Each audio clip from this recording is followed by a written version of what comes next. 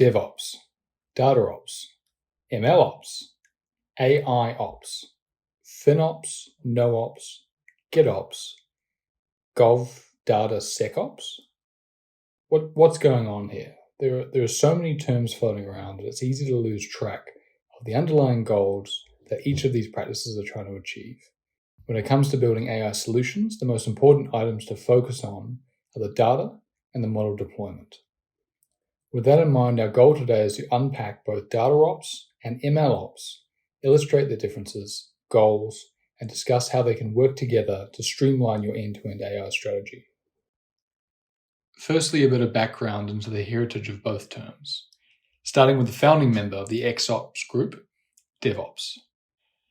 AWS defines DevOps as the combination of cultural philosophies, practices, and tools that increases an organization's ability to deliver applications and services at high velocity, evolving products at a faster pace than organizations using traditional software development and infrastructure management processes. While that's an eloquent, high-level overview, what does this mean in a practical sense? Automating testing and deployment of code changes. It's really that simple. To increase the quality of software products and decrease the development lifecycle time. If all a developer needs to do is submit their change, and then an automated pipeline runs all appropriate tests and pushes the change into production, then a company can potentially update their product multiple times a day. And in fact, that's what we're seeing at Facebook, Google, and other major tech firms. DataOps, conceptually, is very similar to DevOps. DataOps aims to reduce the lifecycle time of data analytics while improving the quality of its outputs that add value to your organization.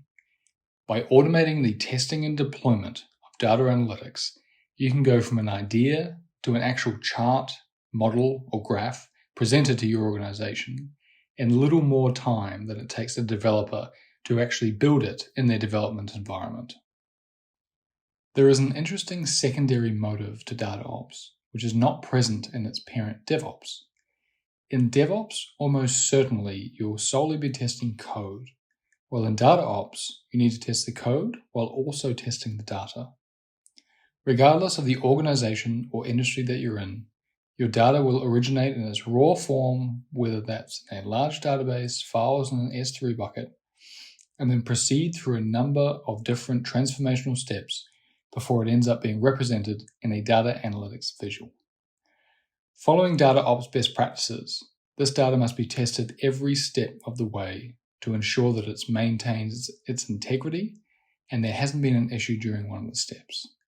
For example, on the simplest of levels, if you have 100,000 rows of data in your database, you're not intending to drop any values, then you should have 100,000 observations in your final data analytics visual.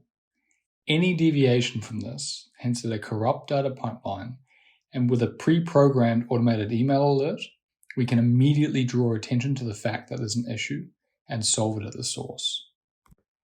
For MLOps, there is no change to the high-level concept. Once again, our focus is increasing accuracy or value while decreasing lifecycle time.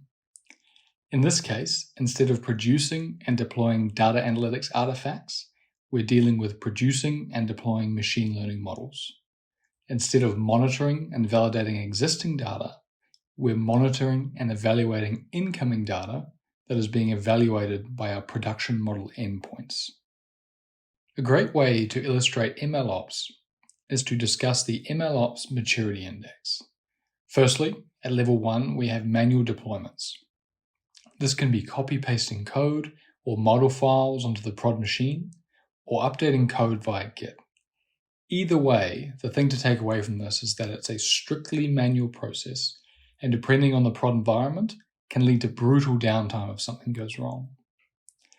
Level 2 of the MLOps index is an immediate improvement and quite a jump in sophistication. From the get-go, we're looking at building ML pipelines which will not only automate the model training process from kickoff to deployment, but also keep track of what data was used to train what model and all the test metrics as defined by the user. One step further at level 3, we're looking at the ML equivalent of set and forget. A full end-to-end CI/CD pipeline which monitors incoming data for any drift from the existing training set, real-time performance, and pending any drops in accuracy, will automatically retrain the model on newly acquired data before deploying it into production. With this level of MLOps, a model could theoretically stay relevant, stay accurate, and continue adding value for years to decades. By now, it's quite clear that both DataOps and MLOps are not competing approaches, but really two different layers that can be deployed independently while benefiting from one another.